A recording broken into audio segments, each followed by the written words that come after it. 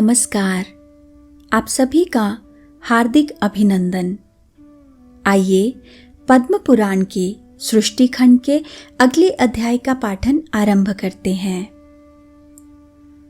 नाना प्रकार के व्रत, स्नान और तर्पण की विधि तथा अन्न आदि पर्वतों के दान की प्रशंसा में राजा धर्ममूर्ति की कथा। पुलस्त्य जी कहते हैं, राजन, ज्येष्ठ पुष्कर में गौ, मध्यम पुष्कर में भूमि और कनिष्ठ पुष्कर में सुवर्ण देना चाहिए। यही वहां के लिए दक्षिणा है। प्रथम पुष्कर के देवता श्री ब्रह्मा जी, दूसरे के भगवान श्री विष्णु तथा तीसरे के श्री रुद्र हैं। इस प्रकार तीनों देवता वहां पृथक पृथक स्थित हैं। अब मैं सब व्रतों में उत्तम महापातक नाशन नामक व्रत का वर्णन करता हूँ। यह भगवान शंकर का बताया हुआ व्रत है। रात्रि को अन्न तैयार करके कुटुंब वाले ब्राह्मण को बुलाए और उसे भोजन कराकर एक गौ, सुवर्णमय चक्र से युक्त त्रिशूल तथा 2 वस्त्र, धोती और चद्दर दान करें। जो मनुष्य इस प्रकार पुण्य करता है वह शिवलोक में जाकर आनंद का अनुभव करता है। यही महापातक नाशन व्रत है, जो एक दिन एक भक्त व्रती रहकर एक ही अन्न का भोजन कर दूसरे दिन तिलमयी धेनु और वृषभ का दान करता है, वह भगवान शंकर के पद को प्राप्त होता है। यह पाप और शोकों का नाश करने वाला रुद्र व्रत है, जो 1 वर्ष तक एक दिन का अनंतर देर रात्रि में भोजन करता है तथा वर्ष पूरा होने पर नील कमल, सुवर्णमय कमल और चीनी से भरा हुआ पात्र एवं बैल दान करता है, वह भगवान श्री विष्णु के धाम को प्राप्त होता है। यह नील व्रत कहलाता है। जो मनुष्य आषाढ़ से लेकर 4 महीनों तक तेल की मालिश छोड़ देता है और भोजन की सामग्री दान करता है, वह भगवान श्री हरि के धाम में जाता है। यह मनुष्यों को प्रसन्न करने वाला होने के कारण प्रीति व्रत कहलाता है। जो चैत्र के महीने में दही, दूध, घी और गुड़ का त्याग करता है और गौरी की प्रसन्नता के उद्देश्य से ब्राह्मण दंपत्ति का पूजन करके उन्हें महीन वस्त्र और रस से भरे पात्र दान करता है, उस पर गौरी देवी प्रसन्न होती है। यह गौरी व्रत भवानी का लोक प्रदान करने वाला है। जो आषाढ़ आदि चातुर्मास्य में कोई भी फल नहीं खाता और चौमासा बीतने पर घी और गुड़ के साथ एक घड़ा एवं कार्तिक की पूर्णिमा को पुनः कुछ सुवर्ण ब्राह्मण को दान देता है, वह रुद्रलोक को प्राप्त होता है।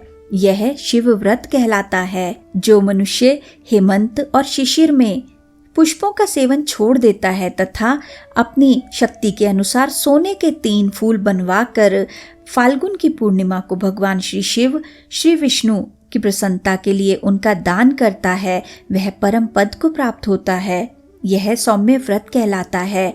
जो फाल्गुन से आरंभ करके प्रत्येक मास की तृतीया को नमक छोड़ देता है और वर्ष पूर्ण होने पर भवानी की प्रसन्नता के लिए ब्राह्मण दंपति का पूजन करके उन्हें शैया और आवश्यक सामग्रियों सहित गृह दान करता है, वह 1 कल्प तक गौरी लोक में निवास करता है। इसे सौभाग्य व्रत कहते हैं।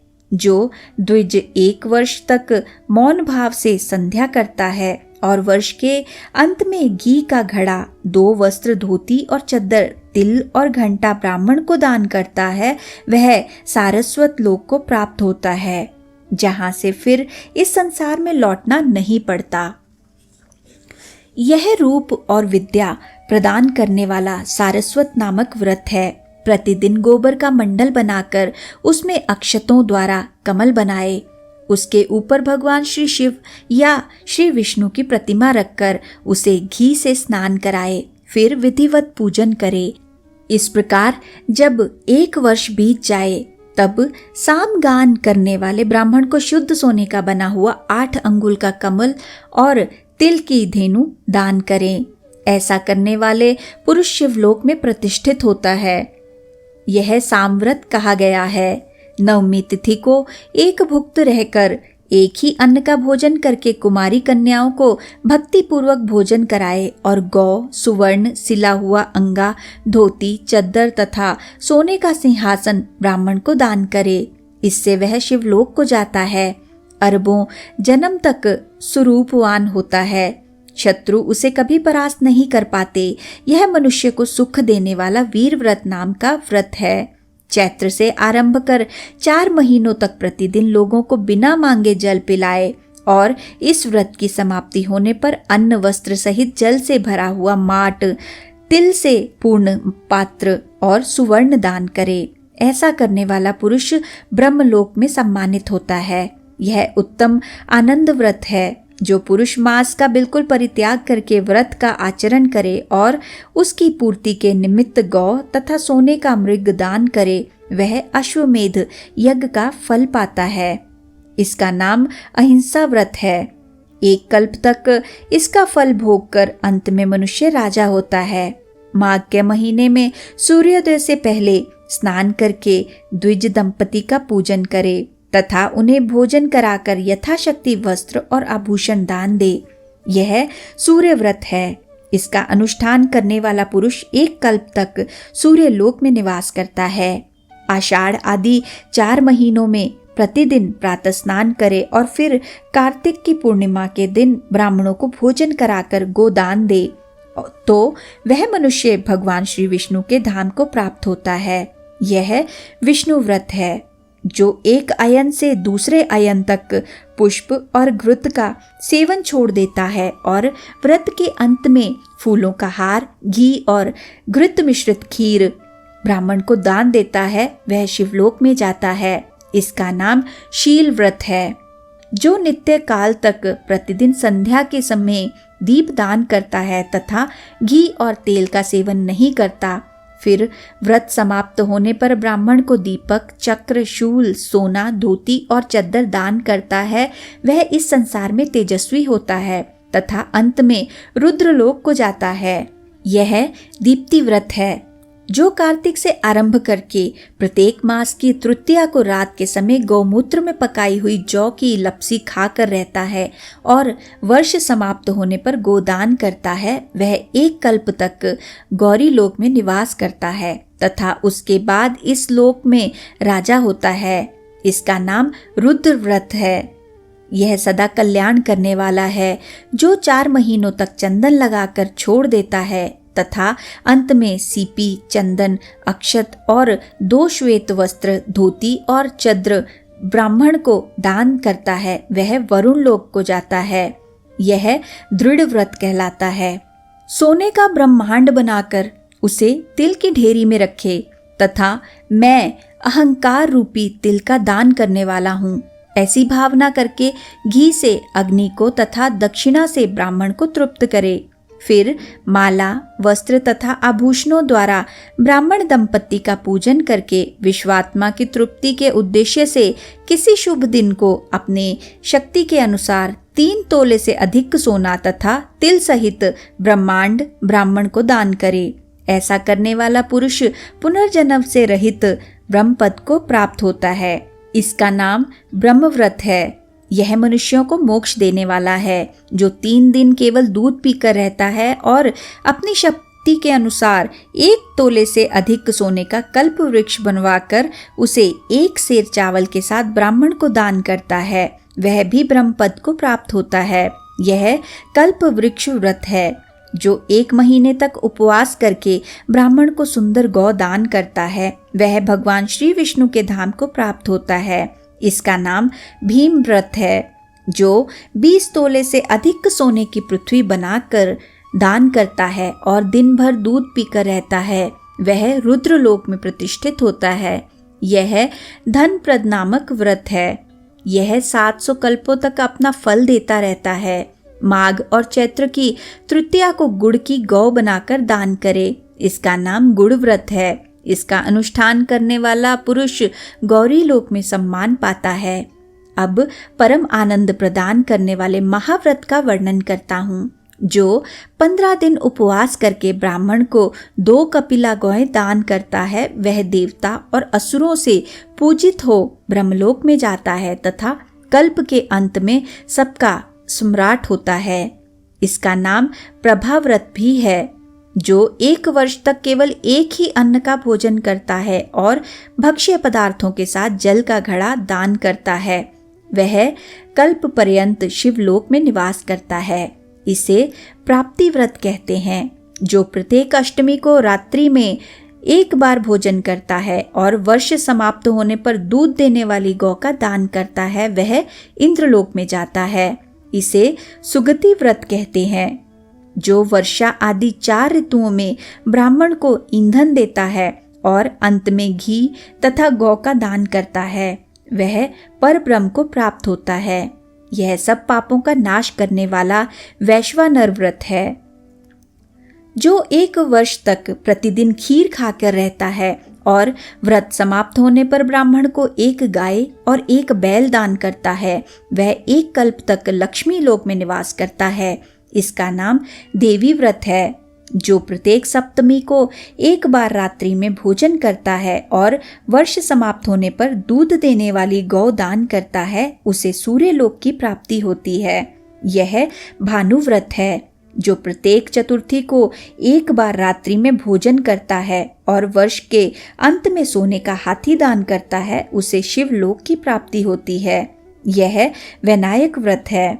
जो चौमासे भर बड़े बड़े फलों का परित्याग करके कार्तिक में सोने का फल दान करता है तथा हवन कराकर उसके अंत में ब्राह्मण को गाय बैल देता है, उसे सूर्यलोक की प्राप्ति होती है। यह सौर व्रत है।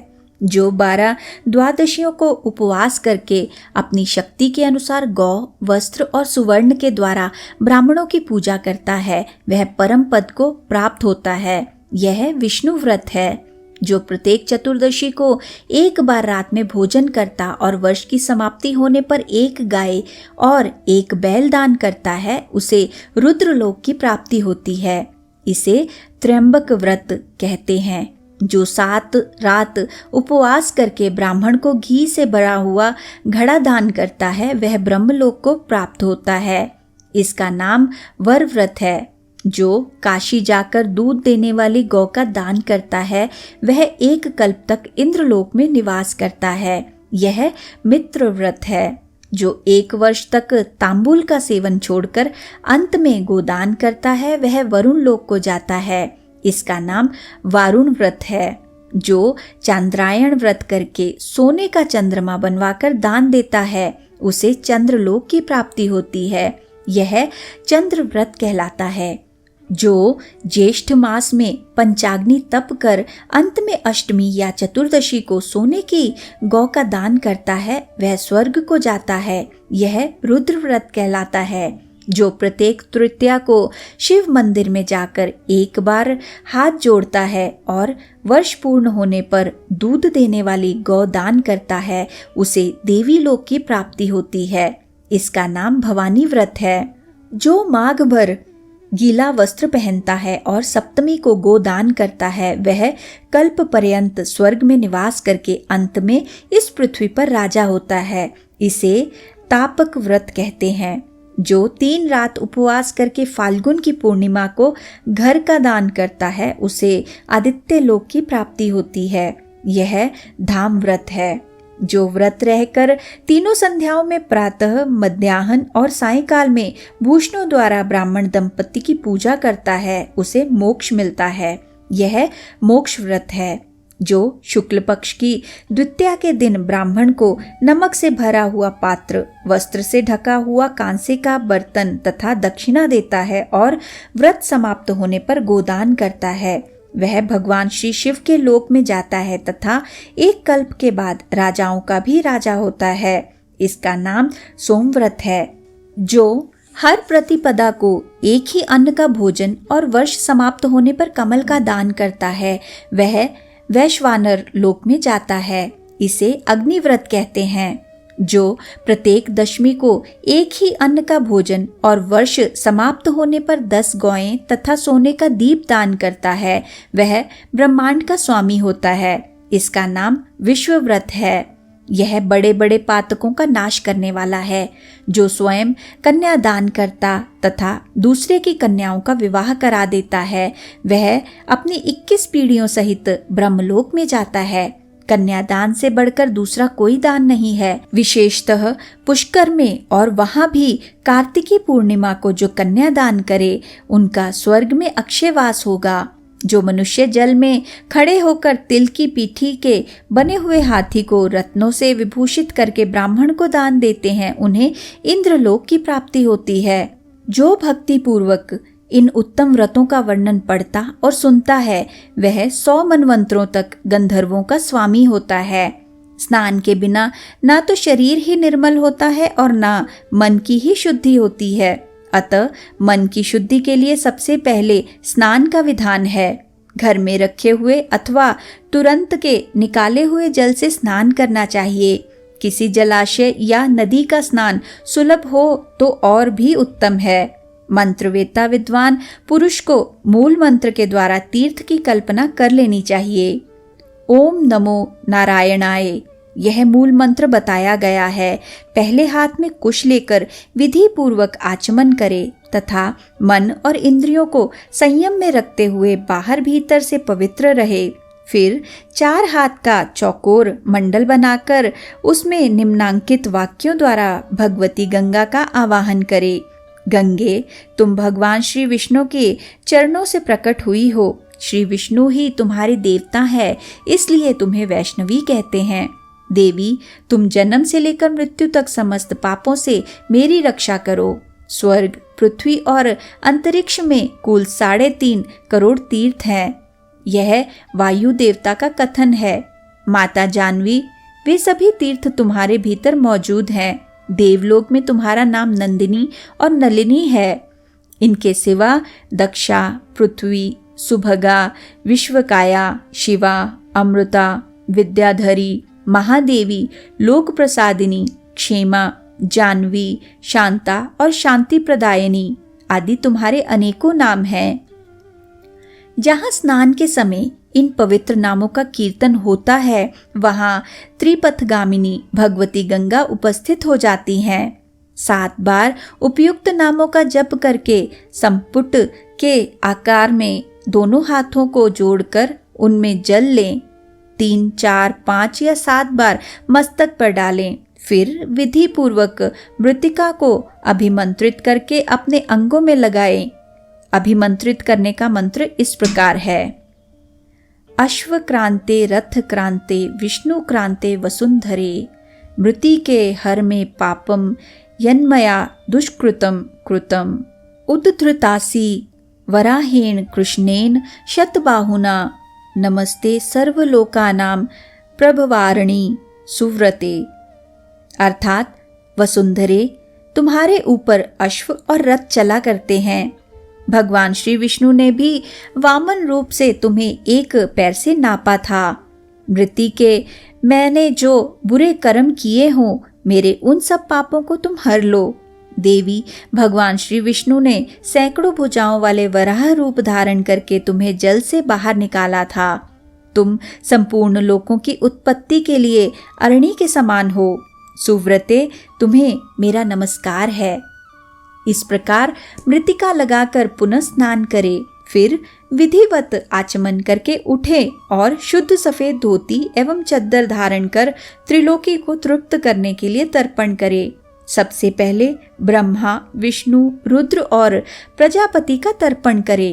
तत्पश्चात देवता, यक्ष, नाग, गंधर्व, श्रेष्ठ अप्सराएं, क्रूर सर्प, गरुड़ पक्षी, वृक्ष जंबक आदि असुर, विद्याधर, मेघ, आकाशचारी जीव, निराधार जीव, पापी जीव तथा धर्मपरायण जीवों को तृप्त करने के लिए मैं जल देता हूँ। यह कहकर उन सबको जलांजलि दें।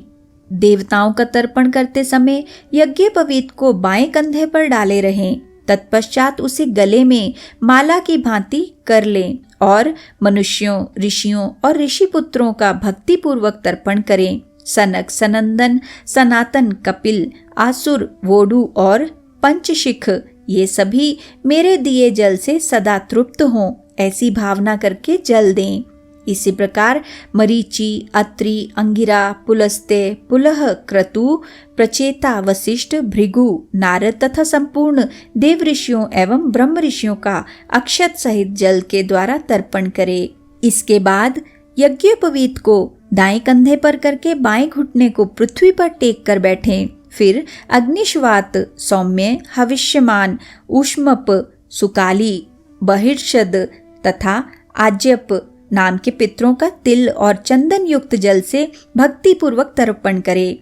इसी प्रकार हाथों में कुश लेकर पवित्र भाव से प्रलोकवासी पिता, पितामह आदि और मातामह आदि का नाम गोत्र का उच्चारण करते हुए तर्पण करे। इस क्रम से विधि और भक्ति के साथ सबका तर्पण करके निम्नांकित मंत्र का उच्चारण करे।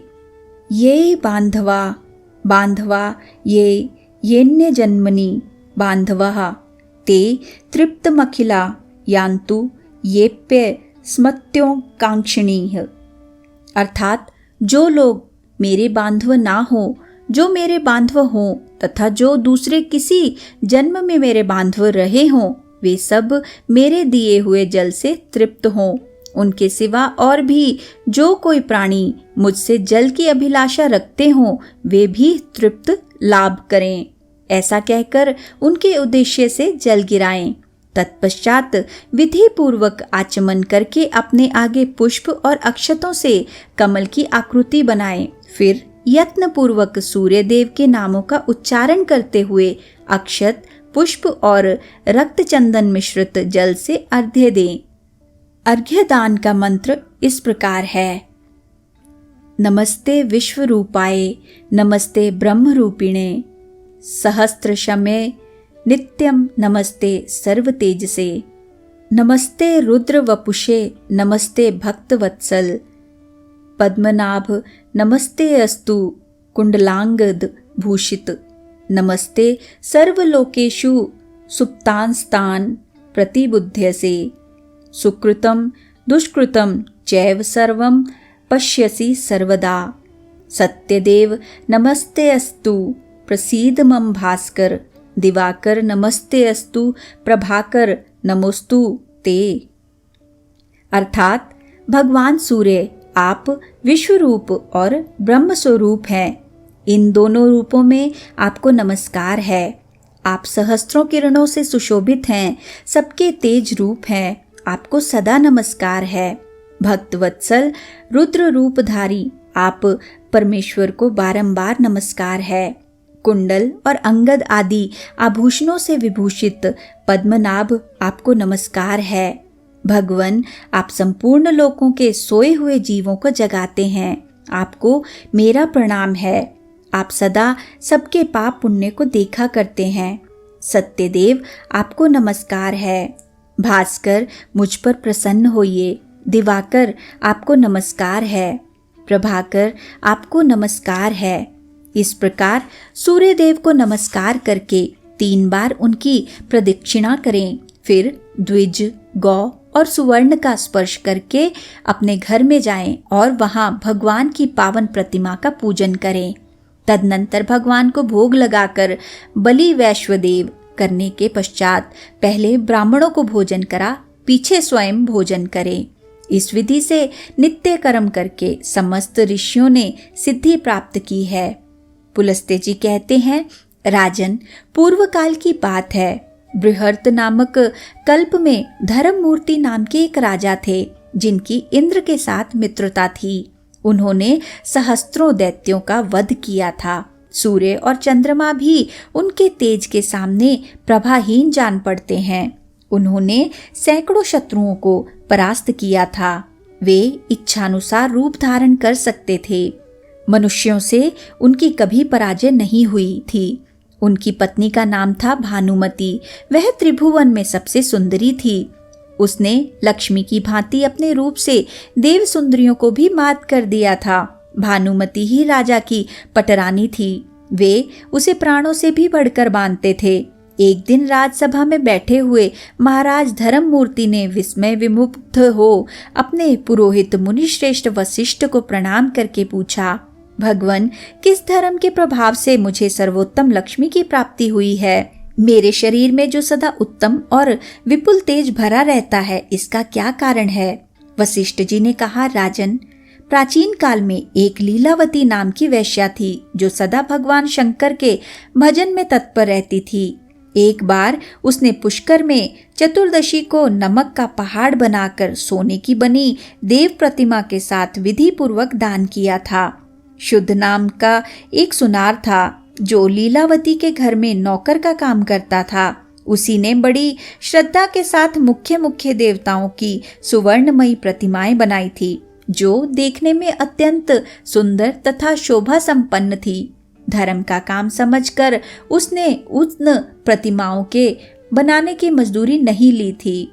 उस नमक के पर्वत पर जो सोने के वृक्ष लगाए गए थे, उन्हें उस सुनार की स्त्री ने तपाकर देदीप्यमान बना दिया था। सुनार की पत्नी भी लीलावती के घर परिचारिका का काम करती थी।